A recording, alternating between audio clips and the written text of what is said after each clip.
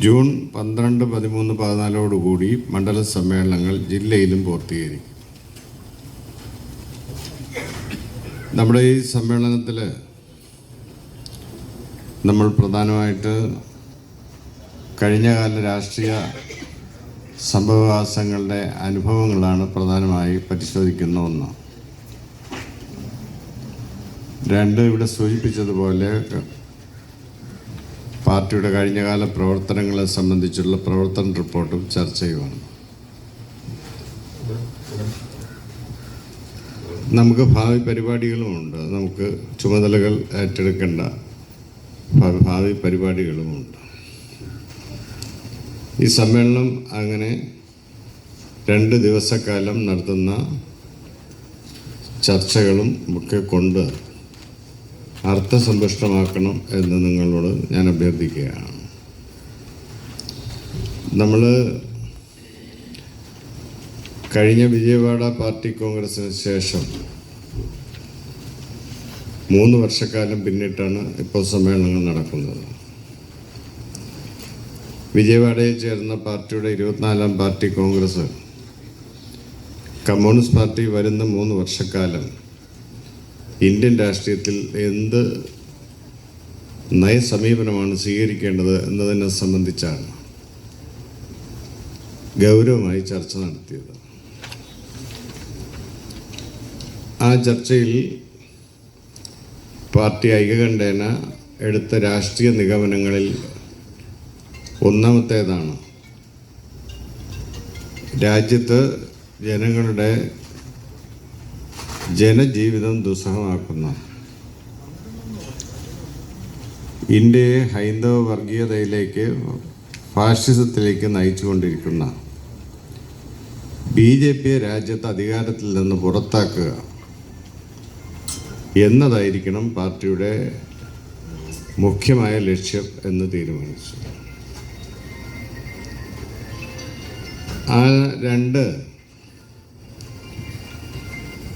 ആ ലക്ഷ്യത്തിന് വേണ്ടി പ്രവർത്തിക്കുകയും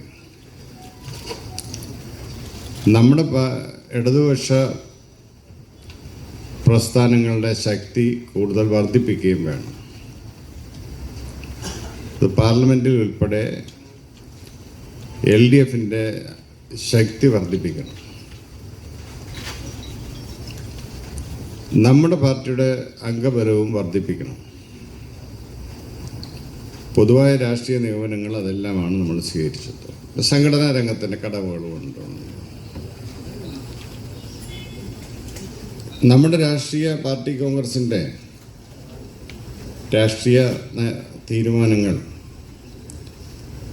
അത് നടപ്പിലാക്കുന്നതിനുള്ള ആദ്യ അവസരമാണ് കഴിഞ്ഞ ലോക്സഭാ തെരഞ്ഞെടുപ്പിൽ വന്നത്. ആ ലോക്സഭാ തെരഞ്ഞെടുപ്പ് വരുമ്പോൾ നമ്മുടെ പാർട്ടി ആലോചിച്ചത്, പാർട്ടി കോൺഗ്രസും അങ്ങനെയാണ് ആലോചിച്ചത്, എങ്ങനെ ഈ BJPയെ അധികാരത്തിൽ നിന്ന് പുറത്താക്കാം. അതിന് കമ്മ്യൂണിസ്റ്റ് പാർട്ടി ഒറ്റയ്ക്ക് കഴിയുമോ? ഇല്ല. ഇടതുപക്ഷ മുന്നണിയായി യോജിച്ച് മത്സരിച്ചാൽ കഴിയുമോ? ഇല്ല. അത് പാർട്ടി കോൺഗ്രസ് തന്നെ ഒരു തീരുമാനത്തിലെത്തിയിരുന്നു. രാജ്യത്ത് ജനാധിപത്യ മതേതര കക്ഷികളെ എല്ലാം ഒരു കുടക്കീഴിൽ കൊണ്ടുവരണം. രാജ്യത്തെ ജനാധിപത്യ മതേതര കക്ഷികളെയും പ്രാദേശിക കക്ഷികളെയും, ഇന്ത്യൻ രാഷ്ട്രീയ സാഹചര്യത്തിൽ പല സംസ്ഥാനങ്ങളിലും ദേശീയ കക്ഷികളെക്കാൾ പ്രധാനപ്പെട്ടത് പ്രാദേശിക കക്ഷികളാണ്. എല്ലാവരെയും ഒരേ പ്ലാറ്റ്ഫോമിൽ കൊണ്ടുവന്ന് BJPയെ നേരിട്ടാൽ BJPയെ പരാജയപ്പെടുത്താൻ കഴിയും എന്നത് പാർട്ടി കോൺഗ്രസിൻ്റെ നിഗമനമാണ്. കഴിഞ്ഞ ലോക്സഭാ തെരഞ്ഞെടുപ്പിൽ നമ്മുടെ പാർട്ടി അതിനുവേണ്ടി തുടക്കം മുതൽ പ്രയത്നിച്ച ഒരു പാർട്ടിയാണ്. പാർട്ടിയുടെ ജനറൽ സെക്രട്ടറി ആയിട്ടുള്ള സഖാവ് D. രാജയാണ് ഇന്ത്യയിലെ പ്രതിപക്ഷ പാർട്ടികളുടെ യോജിപ്പിനു വേണ്ടി ആദ്യം ഇറങ്ങിത്തിരിച്ചയാണ്. നമുക്ക് പിന്നാലെയാണ് സീതാറാം യെച്ചൂരി ഉൾപ്പെടെയുള്ള നേതാക്കന്മാർ വന്നത്. കോൺഗ്രസുമായിട്ട് ആശയവിനിമയം നടത്തി. കോൺഗ്രസുമായിട്ടാണ് ആദ്യം സംസാരിക്കുന്നത്. നമ്മുടെ രാഷ്ട്രീയ നയസമീപനത്തോട് പൂർണ്ണ യോജിപ്പായിരുന്നു കോൺഗ്രസിനുണ്ട്. ജനാധിപത്യ മതേതര കക്ഷികളെയും പ്രാദേശിക കക്ഷികളെയും ഒരു പ്ലാറ്റ്ഫോമിൽ കൊണ്ടുവരണം. പ്രധാന ഒരു മതേതര കക്ഷി എന്നുള്ള നിലയിൽ കോൺഗ്രസ് കൂടി അംഗീകരിച്ചപ്പോൾ അതിനു വേണ്ടിയിട്ടുള്ള പരിശ്രമമാണ് നമ്മൾ നടത്തിയത്. ആ പരിശ്രമത്തിൽ ഒരു പരിധിവരെ നമുക്ക് വിജയിക്കാൻ കഴിഞ്ഞു. പല സംസ്ഥാനങ്ങളിലും പല ദേശീയ കക്ഷികൾ ഉൾപ്പെടെ ഇന്ന് BJPയുടെ ഭാഗമായി നിൽക്കുന്ന ഈ നിതീഷ് കുമാറിൻ്റെ പാർട്ടി ഉൾപ്പെടെ നമ്മുടെ ഈ ദേശീയ മുന്നണിയിൽ ദേശീയ ബദലിൻ്റെ ഭാഗമായിട്ട് നമ്മളോടൊപ്പം നിന്നവരാണ്. ഇന്ത്യയിലെ ഇതര സംസ്ഥാനങ്ങളിലുള്ള ദേശീയ കക്ഷികളും ഇതര സംസ്ഥാനങ്ങളിലുള്ള പ്രാദേശിക കക്ഷികളെയും ഒക്കെ കൊണ്ടുവരുന്നതിൽ ഒരു പരിധി വരെ നമുക്ക് വിജയിക്കാൻ കഴിഞ്ഞു. ഒരു കുടക്കീഴിൽ കൊണ്ടുവന്നു. പുതിയൊരു മുന്നണി രാജ്യത്ത് രൂപീകൃതമായി. ആ മുന്നണിയുടെ ഇന്ത്യ മുന്നണി എന്ന പേരും നൽകി. രാജ്യത്തെ ജനങ്ങളുടെ ഇടയിൽ ഒരു പ്രതീക്ഷ നൽകുന്ന തീരുമാനമായിരുന്നു ആ തീരുമാനം. എന്നാൽ നമ്മൾ ആഗ്രഹിച്ച തരത്തിൽ, നമ്മുടെ പാർട്ടി ആഗ്രഹിച്ച തരത്തിൽ, അല്ലെങ്കിൽ ഇടതുപക്ഷം ആഗ്രഹിച്ച തരത്തിൽ കുറ്റമറ്റ എല്ലാ സംസ്ഥാനങ്ങളിലും എല്ലാ കക്ഷികളെയും ഉൾക്കൊള്ളുന്ന ഒരു മുന്നണി രൂപീകരിക്കാൻ പലപ്പോഴും കോൺഗ്രസ് തെരഞ്ഞെടുപ്പിന് മുമ്പ് തടസ്സമായിരുന്നു. കോൺഗ്രസ് പൊതുവിൽ സ്വീകരിച്ചത്, കോൺഗ്രസ്സിന് സ്വാധീനമുള്ള സംസ്ഥാനങ്ങളിൽ മറ്റ് കക്ഷികളെയെല്ലാം ഉൾക്കൊള്ളാൻ കോൺഗ്രസ് തയ്യാറല്ലായിരുന്നു. പരമാവധി സീറ്റുകൾ അവർ തന്നെ മത്സരിക്കുക എന്ന നയം കോൺഗ്രസ് പല സ്ഥലത്തും സ്വീകരിച്ചു. ചില പ്രാദേശിക കക്ഷികളും അങ്ങനെ സ്വീകരിച്ചു. അവർക്ക് പരമാവധി സീറ്റിൽ മത്സരിക്കുക, മറ്റ് കക്ഷികൾ വേണ്ട. അതിൻ്റെ ഫലമായിട്ട് നമ്മൾ ഉദ്ദേശിച്ച തരത്തിലുള്ള വിശാലമായ സമ്പൂർണ്ണ ഐക്യത്തോടു കൂടിയിട്ടുള്ള ഒരു പ്രതിപക്ഷ മതേതര ജനാധിപത്യ കക്ഷികളുടെ ഐക്യം പൂർണ്ണമായി രൂപപ്പെടുത്തിയെടുക്കാൻ കഴിഞ്ഞില്ല. എങ്കിലും രാജ്യത്തുണ്ടായ ഇന്ത്യ മുന്നണി ഇന്ത്യയിലെ ജനങ്ങളുടെ ഇടയിൽ വലിയ പ്രതീക്ഷ നൽകുന്ന ഒരു രാഷ്ട്രീയ സഖ്യമായി രൂപപ്പെട്ടു. ഇന്ത്യ സഖ്യത്തിൻ്റെ രൂപീകരണം ഏറ്റവും കൂടുതൽ അസ്വസ്ഥതയുണ്ടാക്കിയത് BJPയാണ്. BJP അനായാസേന തെരഞ്ഞെടുപ്പിൽ ജയിച്ച് കയറാം, പ്രതിപക്ഷം ഒരു പ്രശ്നമേ അല്ല, പല കോണുകളിൽ നിൽക്കുന്ന ഒരു പ്രതിപക്ഷം ഞങ്ങൾക്കൊരു എതിരാളിയല്ല എന്ന നിലയിൽ നിന്ന് BJP ശക്തമായൊരു രാഷ്ട്രീയ മത്സരം തെരഞ്ഞെടുപ്പിൽ നടക്കും എന്ന് തെരഞ്ഞെടുപ്പിൻ്റെ ആദ്യഘട്ടത്തിൽ തന്നെ അവർക്ക് മനസ്സിലായി. BJP അതുകൊണ്ട് കൂടുതൽ വർഗീയത ആളിക്കത്തിക്കാനാണ് തെരഞ്ഞെടുപ്പിൽ ശ്രമിച്ചത്. ഇന്ത്യ മുന്നണിയും BJPയും തമ്മിൽ അതിശക്തമായ തെരഞ്ഞെടുപ്പ് പോരാട്ടം നടക്കുന്നു എന്ന് പത്രങ്ങളും മാധ്യമങ്ങളും എല്ലാം വിശേഷിപ്പിക്കുകയുണ്ടായി. BJP തെരഞ്ഞെടുപ്പിൽ ഹൈന്ദവ വർഗീയത ആളിക്കത്തുകയാണ് ചെയ്തത്. ഹൈന്ദവ വർഗീയത ആളിക്കത്തിച്ചുകൊണ്ടാണ് BJP കഴിഞ്ഞ 3 തവണയായി തെരഞ്ഞെടുപ്പിൽ വിജയിച്ചുകൊണ്ടിരിക്കുന്നത്. ഇത്തവണയും BJP തെരഞ്ഞെടുപ്പിൽ പ്രയോഗിച്ചത് ഹൈന്ദവ വർഗീയത തന്നെയാണ്. ഇത്തവണ രാമക്ഷേത്രത്തിൻ്റെ പേരിലാണ് വോട്ട് അഭ്യർത്ഥിച്ചത്. രാമക്ഷേത്രം യാഥാർത്ഥ്യമാക്കി പ്രധാനമന്ത്രി നരേന്ദ്രമോദി തന്നെ രാമക്ഷേത്രത്തിൻ്റെ പ്രതിഷ്ഠാ കർമ്മങ്ങൾക്കെല്ലാം നേതൃത്വം നൽകി. പൂജാരിമാരും തന്ത്രിമാരും ഒക്കെ ഇരുവശങ്ങളിൽ നോക്കി നിൽക്കെ രാമക്ഷേത്രത്തിൻ്റെ പ്രാണപ്രതിഷ്ഠാ ചടങ്ങ് ഉൾപ്പെടെയുള്ളത് എല്ലാ കാര്യങ്ങളും നടത്തിയത് നരേന്ദ്രമോദിയാണ്. അദ്ദേഹം രാജ്യത്തോട് ജനങ്ങളോട് പറഞ്ഞു, ഞാൻ രാമക്ഷേത്രം യാഥാർത്ഥ്യമാക്കിയിരിക്കുന്നു. ഇന്ത്യയിലെ ലക്ഷോപലക്ഷം വരുന്ന ഹിന്ദുക്കളുടെ ഏറ്റവും വലിയ സ്വപ്നമാണ് ഞാൻ യാഥാർത്ഥ്യമാക്കിയിരിക്കുന്നത്. അതുകൊണ്ട് തെരഞ്ഞെടുപ്പിൽ എനിക്ക് 400 സീറ്റ് ഇന്ത്യയിലെ ജനങ്ങൾ നൽകണം. 400 സീറ്റ് നൽകി BJP അധികാരത്തിലെത്തി എന്ന് അഭ്യർത്ഥിച്ചുകൊണ്ടാണ് BJP തെരഞ്ഞെടുപ്പിനെ നേരിടുന്നത്. രാമക്ഷേത്രം ഏതെല്ലാം തരത്തിൽ ഓരോ സംസ്ഥാനങ്ങളിലും ഉപയോഗിക്കാമോ അതിൻ്റെ എല്ലാ അതിർവരമ്പുകളും ഭേദിച്ചുകൊണ്ട് ഉപയോഗിച്ചു. ഹൈന്ദവ വർഗീയത ആളിക്കത്തിക്കുകയായിരുന്നു. അങ്ങനെ ഹൈന്ദവ വർഗീയത ആളിക്കത്തിച്ചുകൊണ്ട് BJPയും രാജ്യത്ത് BJPയെ മാറ്റി ഒരു പുതിയ രാഷ്ട്രീയ സംവിധാനം ഇന്ത്യൻ മോചനത്തിന് ആവശ്യമാണ് എന്ന് മുദ്രാവാക്യം ഉയർത്തി ഇന്ത്യ മുന്നണിയുമാണ് കഴിഞ്ഞ പാർട്ടി കോൺഗ്രസിന് ശേഷം നടന്ന ഏറ്റവും വലിയ രാഷ്ട്രീയ പോരാട്ടത്തിൽ മത്സരിച്ചത്. ആ രാഷ്ട്രീയ സമരം നിങ്ങൾക്കറിയാം. രാഷ്ട്രീയ സമരത്തിനൊടുവിൽ പാർലമെൻറ്റ് തിരഞ്ഞെടുപ്പ് കഴിയുമ്പോൾ BJP വീണ്ടും അധികാരത്തിൽ വന്നു. എന്നാൽ BJP അധികാരത്തിൽ വന്നെങ്കിലും BJPക്ക് രാജ്യത്തുണ്ടായിരുന്ന BJPയുടെ ശക്തിയിൽ വലിയ ചോർച്ചയുണ്ടായി.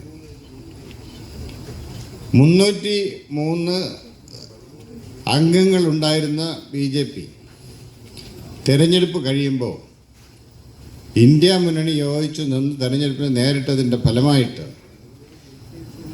മുൻ വർഷങ്ങളിൽ നിന്ന് വ്യത്യസ്തമായി BJPക്ക് സീറ്റ് കൂടുകയല്ല, 63 സീറ്റ് കുറയുകയാണ് ഉണ്ടായത്.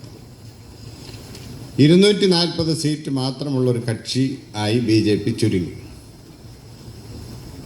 സ്വന്തം നിലയിൽ BJPക്ക് ഭൂരിപക്ഷം കിട്ടിയില്ല. 400 സീറ്റ് അവകാശപ്പെട്ടൊരു പാർട്ടിയാണ്. ഇത് മാത്രമല്ല, BJPക്ക് കേവല ഭൂരിപക്ഷം വേണമെങ്കിൽ മറ്റു പാർട്ടികളെ ആശ്രയിക്കേണ്ടി വന്നു.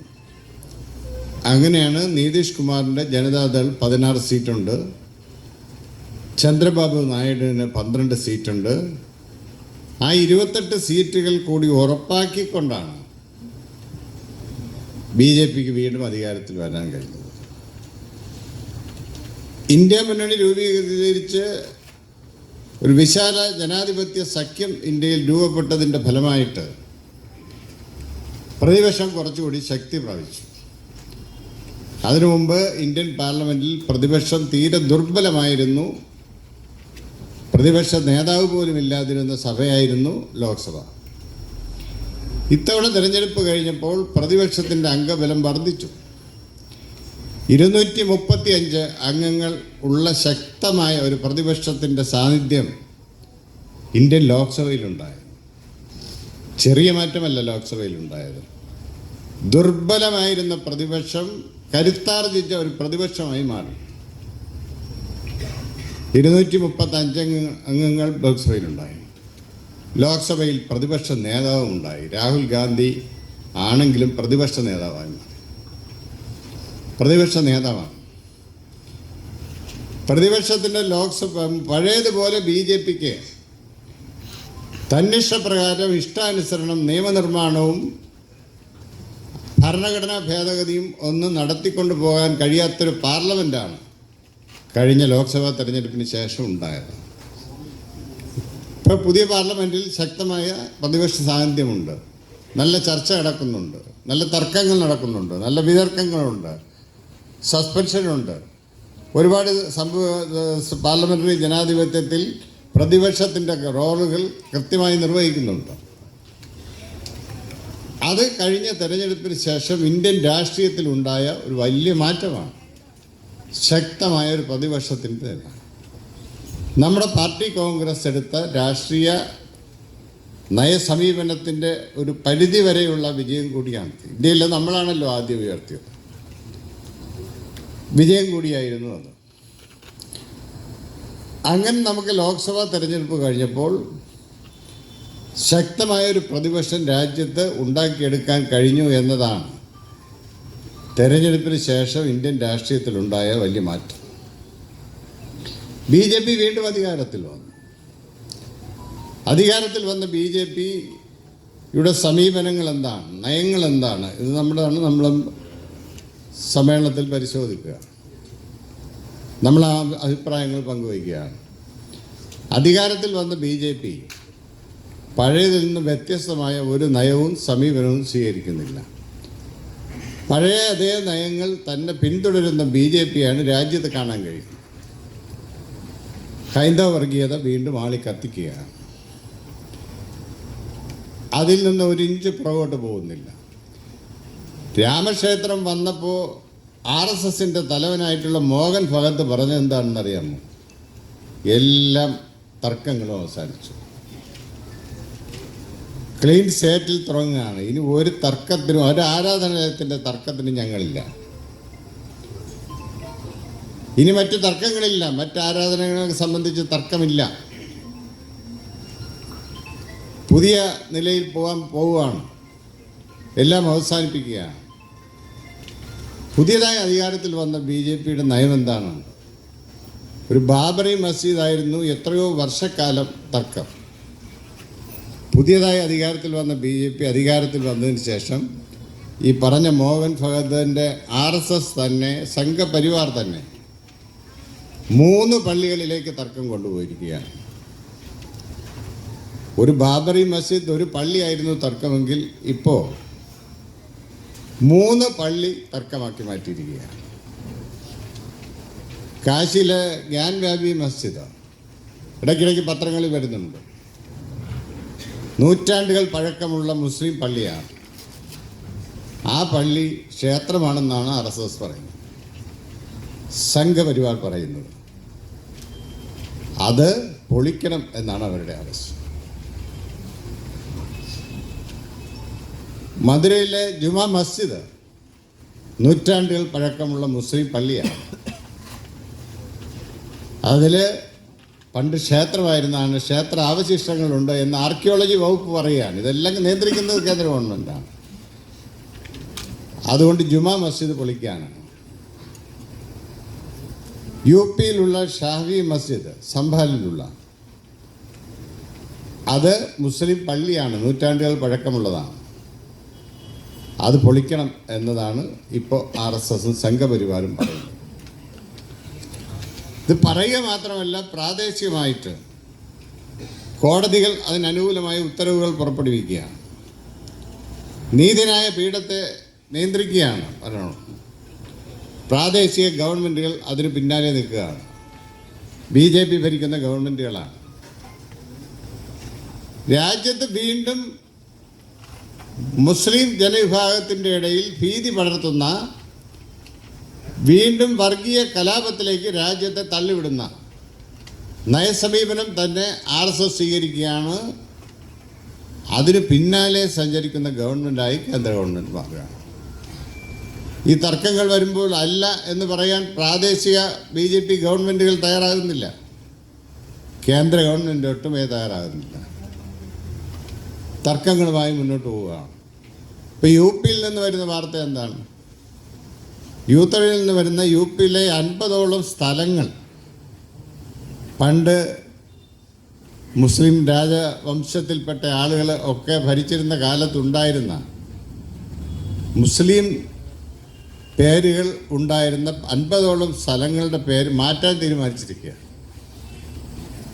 പേരെ മാറ്റുകയാണ്, സ്ഥാപനങ്ങളൊക്കെ മാറ്റുകയാണ്. ഇപ്പോൾ ഇന്നലെ വന്നിരിക്കുന്നത് ഈ നെഹ്റു യുവ കേന്ദ്ര, ഈ നെഹ്റുവിൻ്റെ പേരില്ല, പുതിയ പേര് വരിക.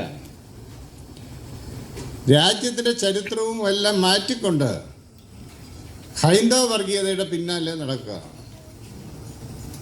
നിങ്ങൾക്കറിയാം, രാജ്യത്ത് കഴിഞ്ഞ 2021 മെയ് മാസത്തിലാണ് മണിപ്പൂരിൽ ചെറിയ ഒരു കലാപം പൊട്ടിപ്പുറപ്പെടുന്നു. ആ കലാപം 2 വിഭാഗം ആളുകൾ തമ്മിലുള്ള വിഷയമായിരുന്നു. ഒന്ന് അവിടുത്തെ ഒരു ട്രൈബൽ വിഭാഗത്തിൽപ്പെടുന്ന കുക്കി സമുദായത്തിൽപ്പെടുന്നവരും, 2 മെയ്തി വിഭാഗക്കാരായ താഴ്വരകളിൽ താമസിക്കുന്നവരും തമ്മിലായിരുന്നു. തർക്കം വേറൊന്നുമല്ല, തർക്കത്തിന് ആധാരമായ പ്രശ്നം ഉണ്ടാക്കിയത് BJPയാണ്. ട്രൈബൽ വിഭാഗത്തിന് കിട്ടിക്കൊണ്ടിരുന്ന സംവരണം അതിലൊരു അംശം എടുത്ത് ഈ മെയ്തി വിഭാഗത്തിന് കൊടുത്തു, പ്രശ്നം ഉണ്ടാക്കി കൊടുക്കുകയായിരുന്നു. കലാപം ആരംഭിച്ചു. കലാപം ആരംഭിച്ചാൽ, ഒരു സംസ്ഥാനത്ത് ഒരു വിഷയത്തിൻ്റെ പേരിൽ ഒരു കലാപം ആരംഭിച്ചാൽ എന്ത് ചെയ്യും ഭരണം ഇരിക്കുന്നു? മണിപ്പൂർ ഭരിച്ചുകൊണ്ടിരുന്നത് അവിടെ ബീരേന്ദ്ര സിംഗ് നേതൃത്വം നൽകുന്ന BJP ഗവൺമെൻറ്റാണ്, BJPയുടെ ഗവൺമെൻറ്റാണ്. കലാപം പൊട്ടിപ്പുറപ്പെട്ടു. കലാപം ഇരുഭാഗത്തെയും ചർച്ച ചെയ്ത പ്രശ്നം പരിഹരിക്കാൻ ശ്രമിച്ചില്ല. പ്രശ്നം കൂടുതൽ സങ്കീർണമായി, കലാപമായി, വംശീയ കലാപമായി, ഇരുഭാഗങ്ങൾ തമ്മിലുള്ള ഏറ്റുമുട്ടലായി. അവിടെ എന്താണ് ഉണ്ടായതെന്നറിയാമോ? അവിടെ ക്രൈസ്തവ വിഭാഗത്തിനെതിരെയുള്ള നരനായിട്ടായി മാറി. ക്രൈസ്തവ വിഭാഗത്തിനെതിരായിട്ടുള്ള കലാപമായി പിന്നെ മാറി. അവിടെ നൂറുകണക്കിന് ആളുകൾ മരണപ്പെട്ടു, വീടുകൾ നിരവധി തകർക്കപ്പെട്ടു. അവിടെ 200ഓളം ക്രിസ്ത്യൻ പള്ളികളാണ് അവിടെ മണിപ്പൂരിൽ തകർക്കപ്പെട്ടത്. മണിപ്പൂർ ജനതയിൽ ഏതാണ്ട് 60,000 പേർ, ജനസംഖ്യ തന്നെ കുറവാണ്, അവർ സംസ്ഥാനം വിട്ട് പലായനം ചെയ്യപ്പെട്ടു. ജീവിക്കാൻ നിർത്തിയില്ല, കൊള്ളയായി, കൊള്ളിവയ്പായി, ജനങ്ങൾക്ക് ജീവിക്കാൻ കഴിയാതെ 60,000 പേർ പലായനപ്പെട്ടു, അഭയാർത്ഥികളായി പോയി. സംസ്ഥാനത്ത് അഭയാർത്ഥി ക്യാമ്പുകൾ തുടങ്ങേണ്ട സ്ഥിതി വന്നു. ഗുരുതരമായ ഒരു വിഭാഗത്തിന് നേരെ ഇത്രയും ഗുരുതരമായ പ്രശ്നങ്ങൾ ഉണ്ടായിട്ട് നമ്മുടെ ഭരണഘടന തന്നെ പറയുന്നു, ക്രമസമാധാന പാലനത്തിൽ ഒരു സംസ്ഥാനം പരാജയപ്പെട്ടാൽ കേന്ദ്ര ഗവൺമെൻറ് ഇടപെട്ട് സമാധാനം പുനഃസ്ഥാപിക്കണം. കേന്ദ്ര ഗവൺമെൻറ് ഒരു അക്ഷരം വേണ്ടില്ല. ക്രൈസ്തവർ വേട്ടയാടപ്പെടുകയായിരുന്നു. അവിടെ ജീവിക്കാൻ കഴിയാത്ത സാഹചര്യമുണ്ടായി. രാജ്യത്ത് മുസ്ലിം ന്യൂനപക്ഷത്തിന് മാത്രമല്ല ക്രൈസ്തവർക്കും നേരെയും അതിക്രമം വർദ്ധിച്ചു വരികയാണ്. നിരവധിയായ സംഭവങ്ങൾ ഉണ്ടായിക്കൊണ്ടിരിക്കുകയാണ്. പട്ടികജാതി പട്ടികവർഗ വിഭാഗത്തിൽപ്പെടുന്ന ആളുകൾ മാന്യമായി ജീവിക്കാൻ കഴിയുന്നുണ്ടോ? എത്ര സംഭവങ്ങളാണ് ഉണ്ടായിട്ടുള്ളത്? പട്ടികജാതി പട്ടികവർഗ വിഭാഗങ്ങളെ ചുട്ടുകൊല്ലുന്നത് ഉൾപ്പെടെയുള്ള സംഭവങ്ങൾ വടക്കേ ഇന്ത്യയിൽ നടക്കുന്നത് ഈ BJP ഗവൺമെൻറ്റിൻ്റെ എല്ലാ പിന്തുണയുമല്ലേ അതിനുള്ളത്? അതിനെ ചെറുത്ത് ഓർക്കാൻ യാതൊരു നടപടിയും, ശക്തമായ നടപടി ഇത്തരം സംഭവങ്ങളിൽ ഈ കേന്ദ്ര ഗവൺമെൻറ്റിൻ്റെ ഭാഗത്തുണ്ടായിട്ടില്ല. നേരെ മറിച്ച് ഇത്തരം സംഭവങ്ങളെ പിന്തുണയ്ക്കുന്ന സമീപനമാണ് കേന്ദ്ര ഗവൺമെൻറ് സ്വീകരിക്കുന്നത്. പട്ടികവർഗ വിഭാഗത്തിൽപ്പെടുന്ന ആളുകൾ ഭീതിയിലാണ്. ദളിത് പിന്നോക്ക വിഭാഗത്തിൽപ്പെടുന്ന ആളുകൾ ആശങ്കയിൽ ജീവിക്കുകയാണ് ഇന്ത്യ മഹാരാജ്യത്ത്. അങ്ങനെ ഹൈന്ദവ വർഗീയത ആളിക്കത്തിക്കാൻ ശ്രമിക്കുന്ന ഗവൺമെൻറ്റിനെയാണ് മൂന്നാമതും നമ്മുടെ രാജ്യത്ത് കാണാൻ കഴിയുന്നത്, കണ്ടുകൊണ്ടിരിക്കുന്നത്. ഒരു വശത്ത് ഈ വർഗീയത ആളിക്കത്തിക്കുക, മറുവശത്ത് എന്താണ്? ജനങ്ങളുടെ ജീവിതവുമായി ബന്ധപ്പെട്ട പ്രശ്നങ്ങളോടുള്ള ഗവൺമെൻറ്റിൻ്റെ സമീപനം എന്താണ്? രാജ്യത്തെ ജനങ്ങളുടെ ജീവിത പ്രശ്നങ്ങൾ പരിഹരിക്കുന്നതിൽ എന്ത് നിലപാടാണ് കേന്ദ്ര ഗവൺമെൻറ്റിനുള്ളത്? കേന്ദ്ര ഗവൺമെൻറ് ജനങ്ങളുടെ ജീവിത പ്രശ്നങ്ങൾ കൈകാര്യം ചെയ്യുന്നതിൽ ദയനീയമായി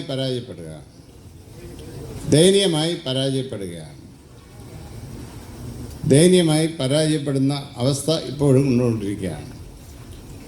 നിങ്ങൾക്കറിയാം, നമ്മുടെ രാജ്യത്തെ കണക്കുകൾ പുറത്തു വന്നുകൊണ്ടിരിക്കുകയാണ്. ഇന്ത്യയിൽ സാമ്പത്തിക അസന്തുലിത അവസ്ഥ അനുദിനം വർദ്ധിക്കുകയാണ്. ഉള്ളവനും ഇല്ലാത്തവനും തമ്മിലുള്ള അന്തരം വർദ്ധിച്ചു കൊണ്ടേയിരിക്കുകയാണ്. ഇന്ത്യയിലെ സമ്പത്ത് ഈ BJP ഗവൺമെൻറ്റിൻ്റെ ഏറ്റവും വലിയ ദോഷങ്ങളിൽ ഒന്നെന്ന് പറഞ്ഞാൽ രാജ്യത്തിൻ്റെ സമ്പത്ത് ഒരു വിഭാഗം ആളുകളിൽ കുന്നുകൂടുകയാണ്. ഇന്ത്യയിലെ മുകൾത്തട്ടിൽ നിൽക്കുന്ന 1% ആളുകളുടെ കൈവശം ഇന്ത്യയിലെ പൊതുസമ്പത്തിൻ്റെ ഏതാണ്ട് 22% അവർ കൈകാര്യം ചെയ്യുകയാണ്. 10% കണക്കെടുത്ത് പരിശോധിച്ചാൽ ഇന്ത്യയിലെ പൊതുസമ്പത്തിൻ്റെ 57% അവർ കൈകാര്യം ചെയ്യുകയാണ്. അതിൻ്റെ ഫലമായി രാജ്യത്ത് നടക്കുന്നത് എന്താ? സമ്പന്നർ കൂടുതൽ സമ്പന്നരാകുകയാണ്. ശതകോടീശ്വരന്മാരുടെ എണ്ണത്തിൽ കുതിച്ചുചാട്ടം നടത്തിയ രാജ്യമായി ഇന്ത്യ മാറിക്കൊണ്ടിരിക്കുകയാണ്. ലോകത്ത് ഏറ്റവും കൂടുതൽ ശതകോടീശ്വരന്മാരുള്ള രാജ്യം, കോടീശ്വരന്മാരുള്ള രാജ്യം ഇന്ന് ഇന്ത്യയാണ്. 1 അമേരിക്കയാണ്, 2 ചൈനയാണ്, മൂന്ന് ഇന്ത്യയാണ്. കോടീശ്വരന്മാർ കൂടുതൽ കൂടുതൽ വർദ്ധിച്ചു വരികയാണ്. നമ്മുടെ പാവപ്പെട്ട ആളുകൾ, ദരിദ്രർ കൂടുതൽ ദരിദ്രരാകുകയാണ്. നമ്മുടെ രാജ്യത്തെ കണക്കുകൾ പുറത്തു വന്നു.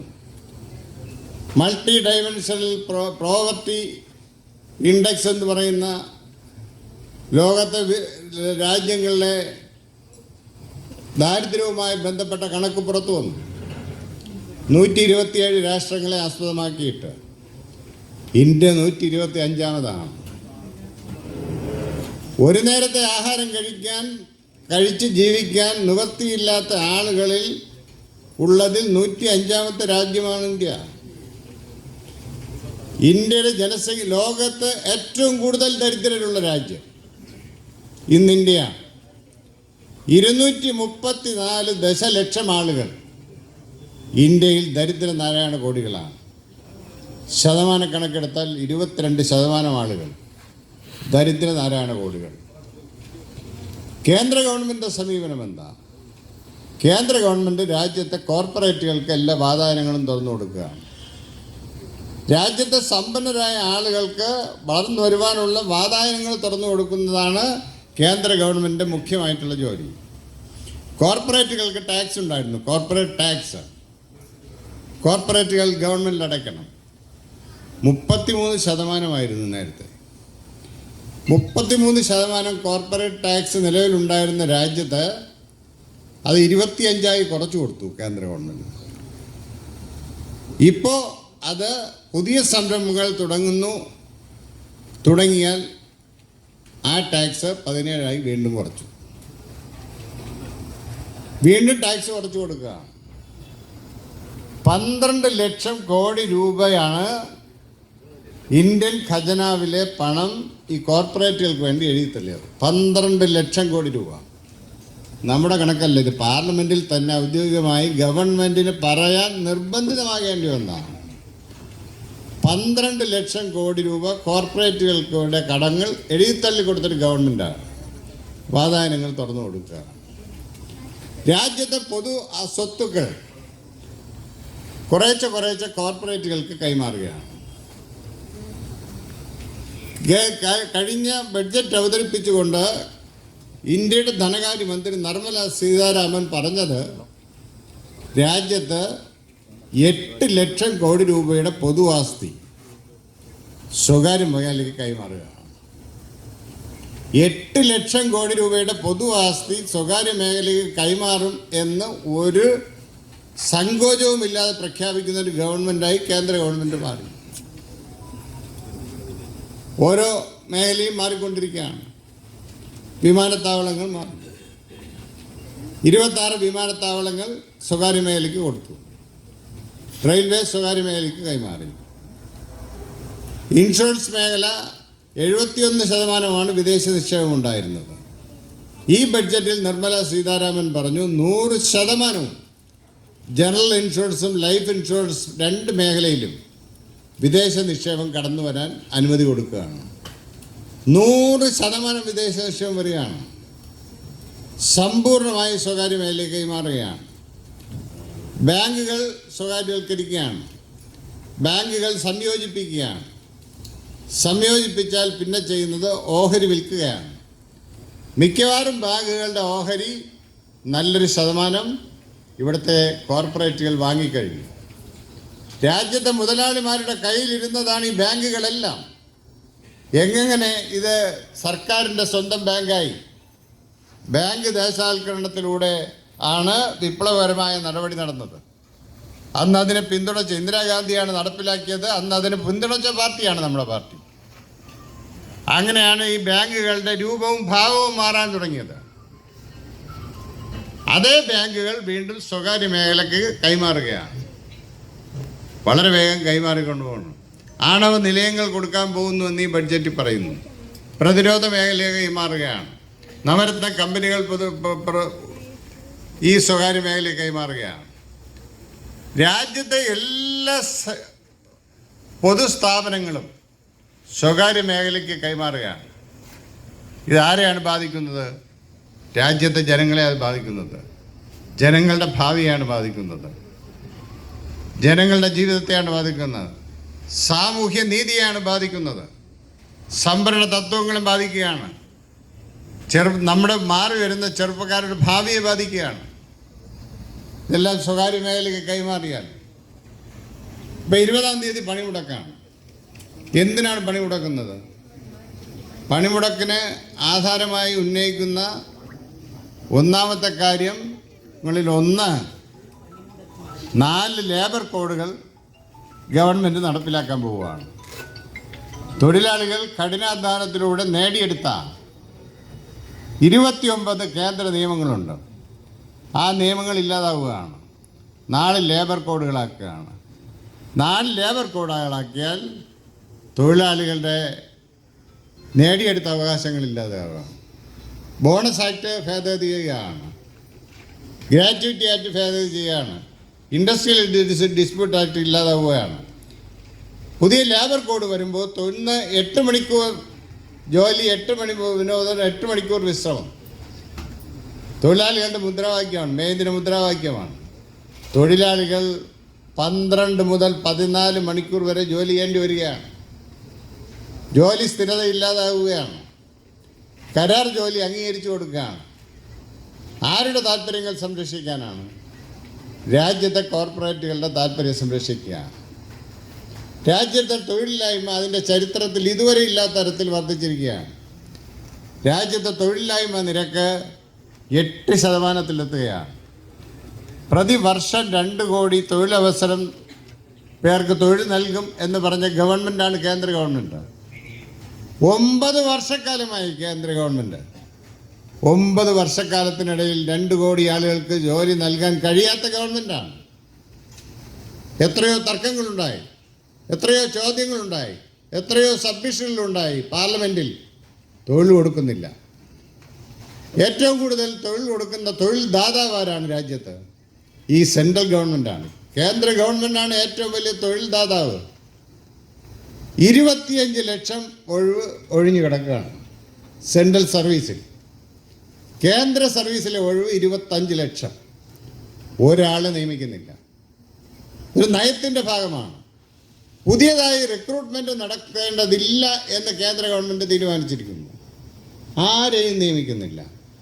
രണ്ടാമത് തൊഴിൽ ദാതാവാരാണ്? കേന്ദ്ര പൊതുമേഖലാ സ്ഥാപനങ്ങളാണ്. ആ കാര്യമാണ് ഞാൻ നിങ്ങളോട് പറഞ്ഞുകൊണ്ടിരുന്നത്. 3.5 ലക്ഷം ഒഴിഞ്ഞു കിടക്കുകയാണ് റെയിൽവേയിൽ. നാളെ പരസ്യം ചെയ്താൽ 3.5 ലക്ഷം ആളുകളെ എടുക്കാം. റെയിൽവേ ചെയ്തിരിക്കുന്നത് എന്താണെന്നറിയാമോ? ഈ ആളുകളെ നിയമിക്കാനുള്ള സംവിധാനം തന്നെ പിരിച്ചുവിട്ടുകൊണ്ടിരിക്കുകയാണ്. റെയിൽവേ റിക്രൂട്ട്മെൻറ്റ് ബോർഡ് അത് അടച്ചുപൂട്ടിക്കൊണ്ടിരിക്കുകയാണ്. തിരുവനന്തപുരത്തൊരു ഓഫീസ് ഉണ്ടായിരുന്നല്ലോ, ഇപ്പോൾ ഓഫീസുണ്ടോ? റിക്രൂട്ട്മെൻറ്റ് ബോർഡ് ഓഫീസ് അടച്ചു പൂട്ടിയില്ലേ? നമ്മൾ സമരം ചെയ്തില്ലേ? നമ്മൾ പ്രതിഷേധിച്ചില്ലേ? AITUC സമരം ചെയ്തില്ലേ? പക്ഷേ നടപടിയുമായി മുന്നോട്ട് പോവുകയാണ്. 3.5 ലക്ഷം ഒഴിവാണ്. കേന്ദ്ര പൊതുമേഖലാ സ്ഥാപനങ്ങളിലെല്ലാം ഒഴിവുണ്ട്. ഒരിടത്തും ആളെ നിയമിക്കുന്നില്ല. കാര്യം ഇതെല്ലാം സ്വകാര്യ മേഖലയ്ക്ക് കൈമാറുന്ന മുന്നൊരുക്കം നടക്കുകയാണ്. അവിടെ ഒന്നും നിയമിക്കുന്നില്ല. ഇത് സ്വകാര്യ മേഖലയ്ക്ക് കൈമാറും. ഇഷ്ടമുള്ള ആളുകളെ അവർ നിയമിക്കും, ഇഷ്ടമുള്ള ശമ്പളം കൊടുക്കും. അവർക്ക് തൊഴിൽ നിയമങ്ങൾ ബാധകമല്ല. ഇഷ്ടമുള്ളപ്പോൾ പറഞ്ഞു വിടും. ആ തരത്തിലേക്ക് പോവുകയാണ്. തൊഴിലില്ലായ്മ രൂക്ഷമാണ്. രാജ്യത്തിൻ്റെ സ്ഥിതി എന്താ? വിലക്കയറ്റം എന്താ? ഇന്ത്യയിലെ ജനങ്ങൾ അനുഭവിച്ചു കൊണ്ടിരിക്കുന്ന ഏറ്റവും വലിയ ഗുരുതരമായ പ്രശ്നമല്ലേ വിലക്കയറ്റം? കേരളം കണ്ടുകൊണ്ട് ഇന്ത്യയെ നോക്കരുത് കേട്ടോ. ഇവിടെ വേറൊരു സംവിധാനമാണ്. ഇന്ത്യയിൽ വിലക്കയറ്റമാണ്. വിലക്കയറ്റം കൊണ്ട് പൊറുതിമുട്ടുകയാണ്. വിലക്കയറ്റ നിരക്ക് 7% കിടക്കുകയാണ്. നിയന്ത്രിക്കാൻ ഇനി കഴിയില്ല. കമ്പോളം നിയന്ത്രിക്കുന്നത് രാജ്യത്തെ കോർപ്പറേറ്റുകൾക്കാണ്. അതിനു വേണ്ടിയിട്ടുള്ള വാതായനങ്ങൾ തുറന്നു കൊടുക്കുകയാണ്. ഗവൺമെൻറ് എന്തെങ്കിലും ഇടപെടുന്നുണ്ടോ? ഇടപെടുന്നില്ല. വില നിയന്ത്രിക്കുന്നുണ്ടോ? ഇല്ല. നടപടി സ്വീകരിക്കുന്നുണ്ടോ? ഇല്ല. പെട്രോൾ ഡീസൽ വില അനുദിനം വർദ്ധിക്കുകയാണ്. ആരെയാണ് ബാധിക്കുന്നത്? ജനങ്ങളെ ബാധിക്കുകയാണ്. ട്രാൻസ്പോർട്ടിങ് വർദ്ധിക്കുകയാണ്. വിലക്കയറ്റത്തിന് ആക്കം കൂട്ടുകയാണ്.